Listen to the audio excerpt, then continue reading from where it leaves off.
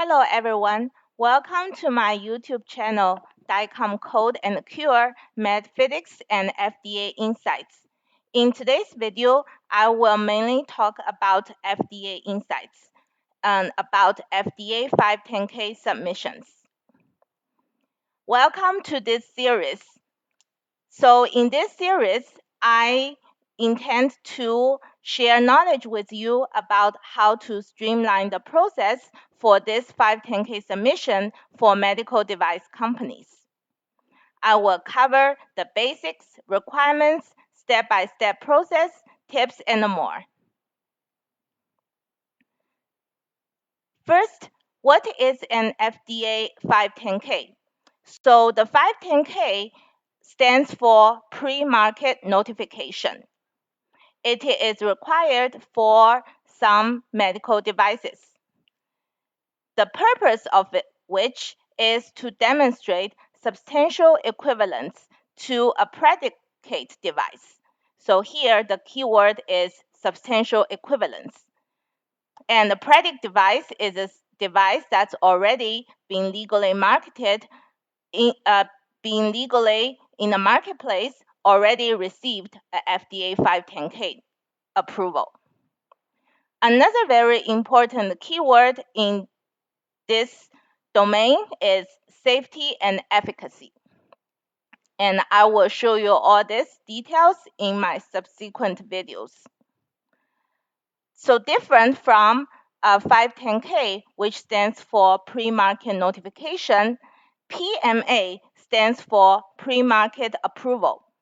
Pre-market approval is usually used for the most stringent devices, such as life-sustaining, life-supporting devices. So those will require a much more rigorous approval process. 510K, so there are three classes of medical devices, class 1, 2, and 3. Class 3 is the most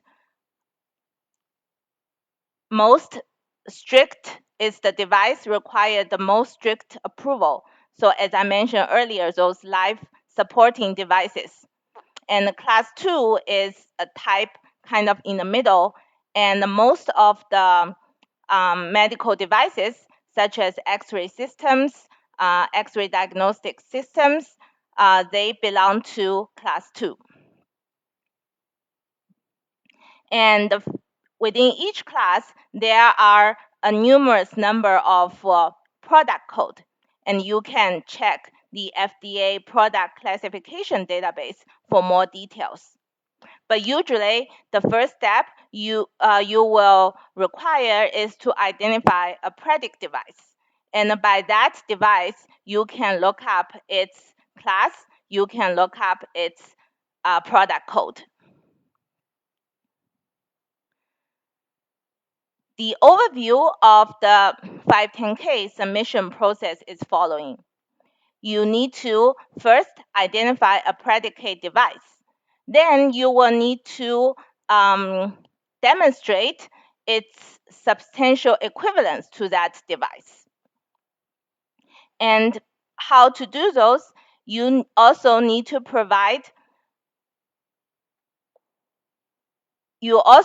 conduct all the necessary testing.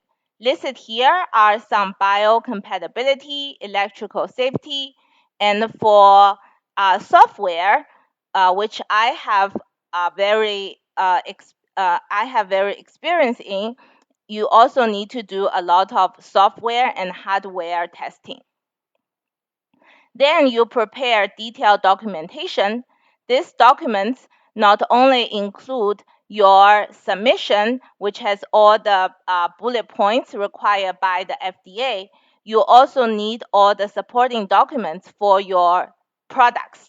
So in my case, I developed software, medical device software. I need to provide all the development documents for that product to FDA. Once you have all the documentation, you can submit to the FDA. Back then, we actually mail all the documents. And the FDA will conduct some review, and they will either approve or they will request some additional information.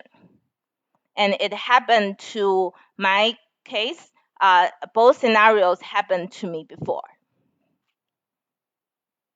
So here is a real life example of one of the products I submit to FDA, and we got the approval, and this is the final approval letter.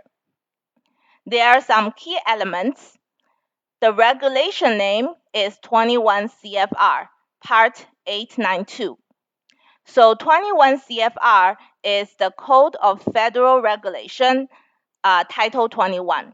So that relates to all food and drug products that's regulated by FDA. So in the medical physics world, we also know that a lot of regulation in 21 CFR applies to our brachytherapy. And this part 892 is specifically for radiology devices. And within 21 CFR, there are more than 1,000 different parts. So you need to find which part is related to your product. And in this example, in our case, it's a computed tomography X-ray system. So that's one kind of radiological devices. And it's a class 2. And as I mentioned before, the product code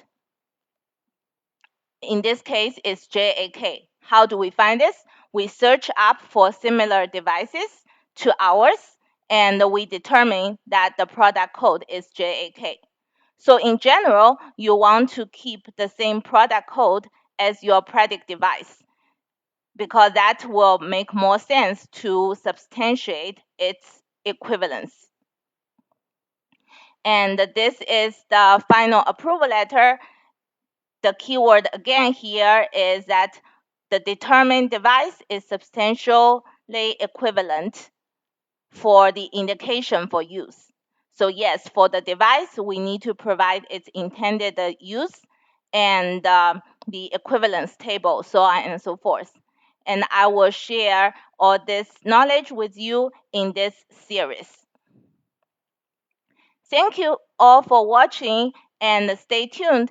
Please let me know if you have any questions or comments, and I will continue make videos regarding FDA 510K submissions. Stay tuned. Thank you for watching. See you next time. Bye.